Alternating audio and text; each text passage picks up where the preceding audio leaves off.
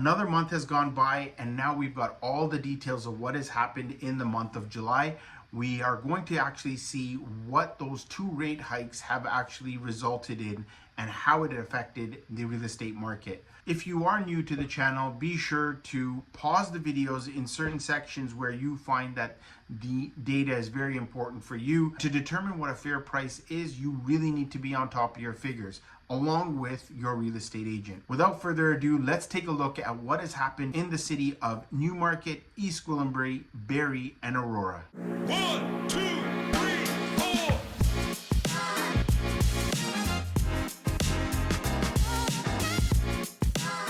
Hi, I'm Paul Sawhney. I am a real estate agent, mortgage specialist, and real estate investor here in the GTA. I really rely on the monthly figures that are released by all the real estate boards so that I can get a better idea as to where the market is actually headed. Because when I'm sitting with clients and I'm determining what their sell price is, I need to be realistic so that they also realize what is a realistic price that they can actually attain. So if you're new to the channel, I actually go through a simple process of looking at the dwelling types and then dive into what has actually happened in those dwelling types to see if the price has actually moved. I try to keep these videos short so that you're able to sort of go through the data and pause the videos where you need to. So the first market that we're going to be looking at is Newmarket, Ontario. Very quickly, we're going to take a look at the distribution type, and you can see detached pricing 63%, townhomes are 14%, and semis are at around 11%.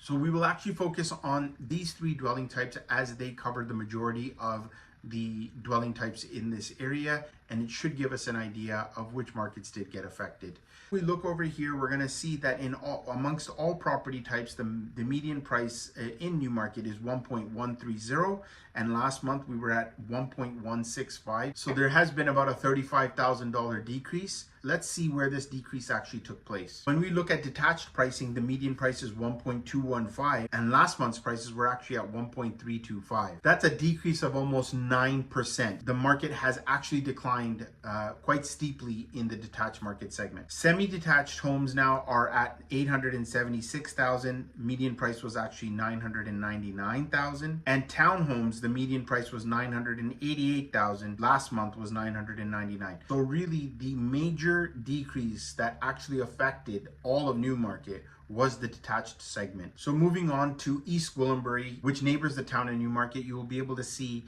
that the property distribution type, pretty much all detached homes at 78% and townhomes at 13%. Let's take a look at what's happened amongst all property types. So the median price for all property types is 1.215, and actually, the median price last month was 1.321. That's a decrease of almost 9% also. Very steep declines in East Gwillimbury. So in July, median prices were at 1.330 versus 1.421 of last month. That's a decrease of almost 6.8%. And then we have our townhomes, which basically have stayed flat. This month, we are at 960,000. And last month we were at 959, so no change. So where did the majority of the effects take place was the detached markets. And at the end, I'll actually explain why these markets have been affected. So moving on to Aurora, we have detached again at 60% of the market, and then followed by townhomes at 13%, condo towns at 10%, and condo apartments at 8%. So we'll kind of look at the majority, which I feel are detached and towns and condo towns. So for all property dwelling types in Aurora, you've got a median price of 1.208 versus last month's 1.305. That too has also declined 8% for the month. Detached market segment is at 1.350. Last month we were at 1.562. The market has declined 15.7% alone in the detached market segment. Townhomes, where median price was $1,069,000 versus $1,040,000 last month, so that actually had increased by about $29,000. Condo apartments are $735,000 versus last month $660,000, so quite a steep increase there. Decreases and increases, And now you can see that it was all in the detached market segment in Aurora. Condo towns were 907,500 versus last month's 859,000. That's an increase of almost 5.3%. Let's move on to Barrie, Ontario. We'll see what the property distribution type is there. Detached again is the majority at 60%, followed by townhomes at 15 and condo apartments at 14. So let's just look at these three segments here. The median price of all property types in Barrie was $725,000. Last month we were at $760,000. That's a decrease of 4.8%. Let's see in which dwelling type get affected. Detached home prices are now at $825,000 versus last month's numbers of $825,000. So there was really no real change in detached market segment in Barrie. Townhomes median price were $660,000 last month. We were at $665,000. So a small decline of $5,000 is not going to make a huge difference there. Condo apartments median price was now $530,000.